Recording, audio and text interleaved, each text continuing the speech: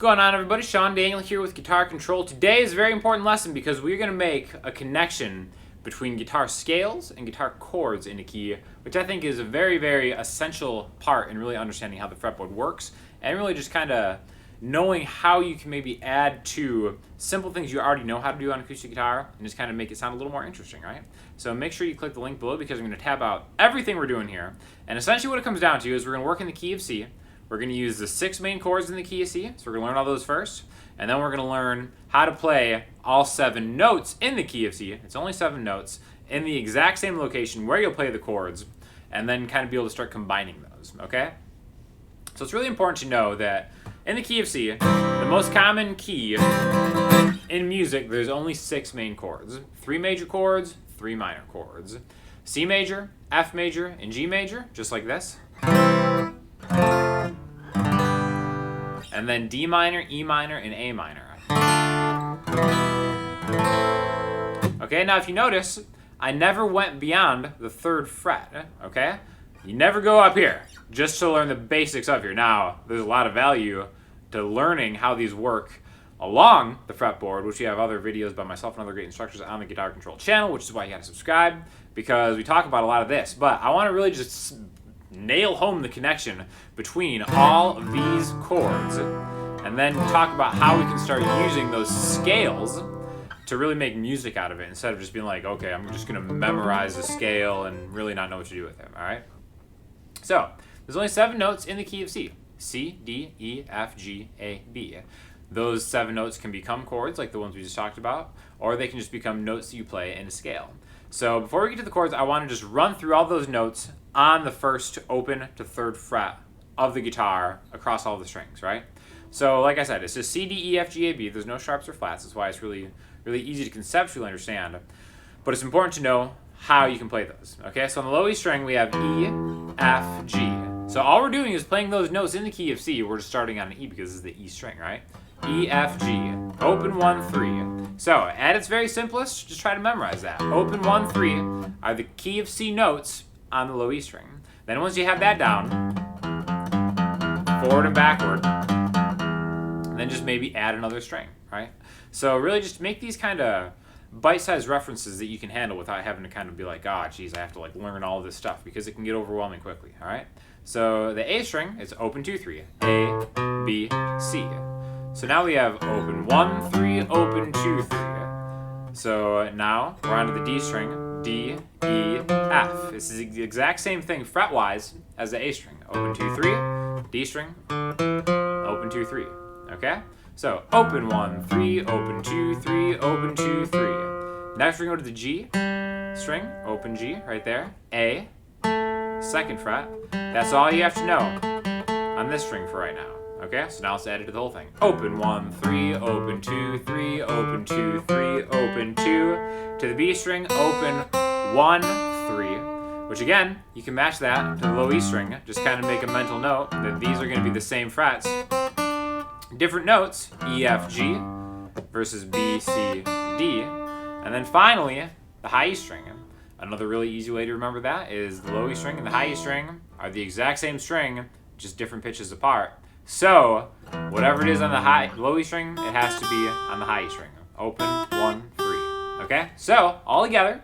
And again, make sure you click the link below because I have the tab for all this. It's open, 1, 3, open, 2, 3, open, 2, 3, open, 2, open, 1, 3, open, 1, 3.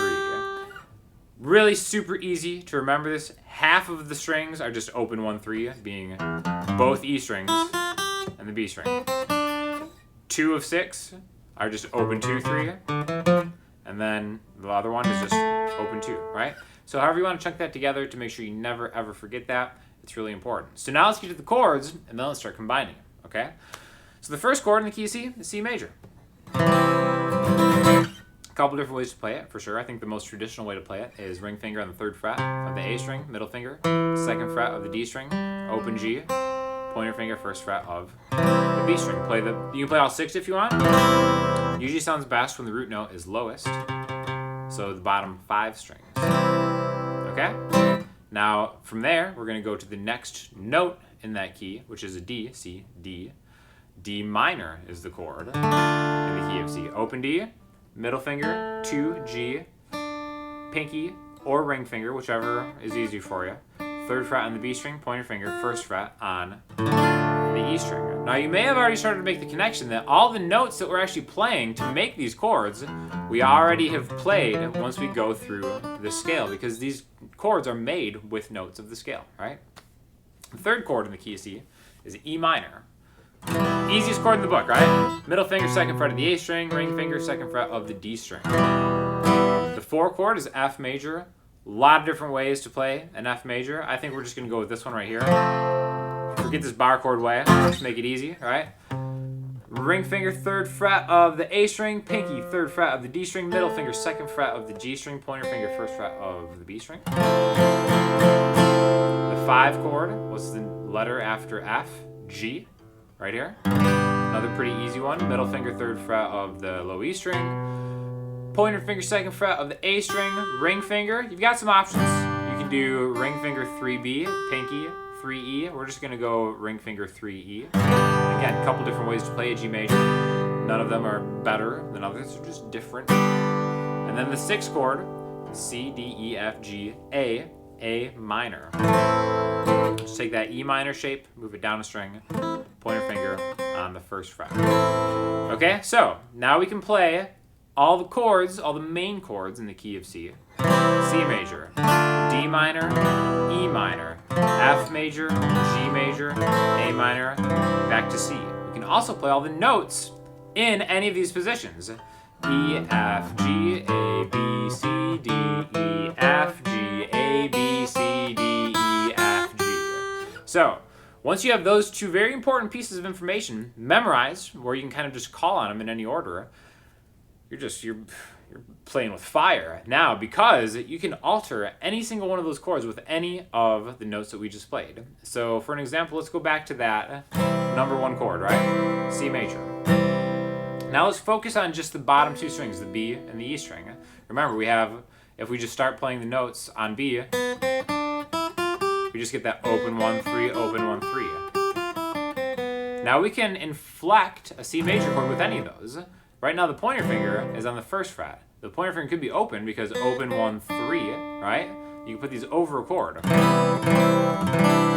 And all of a sudden we kind of have 3 different chords, right?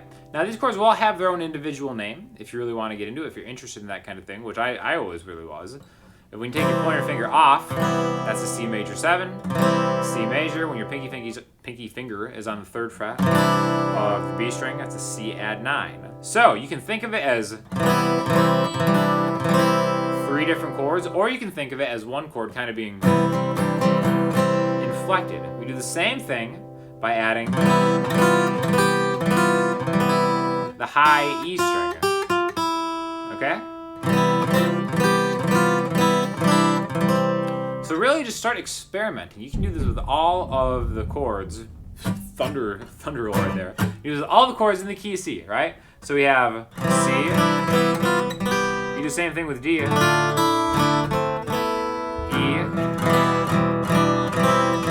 F.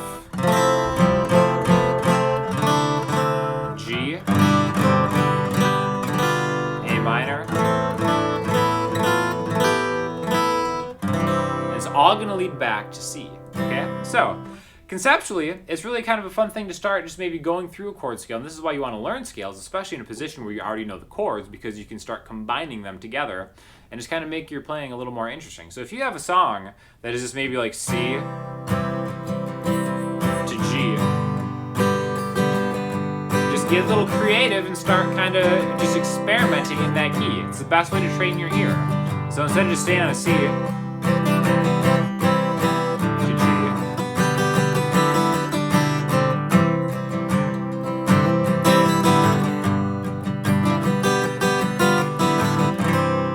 and I really think that's one of the best ways to really get a better understanding of how notes in a scale work with chords in a scale. It's just one example of a million different ones you can try out. I really can't stress enough, just instead of really trying to play something how anybody else plays it, just learn where those notes are in a position and then start to combine them with chords that you know, and you'll see your playing really kind of take off, and I think you'll probably even have more fun playing the instrument coming from a leveraged place of understanding. So again, make sure you click that link below because all that is tabbed out, really easy to understand. And then check out other videos on the Guitar Control channel by myself, other great instructors, and let us know, as always, what you guys want to see more of, and we will deliver it. Thanks so much for watching, and we'll talk to you soon.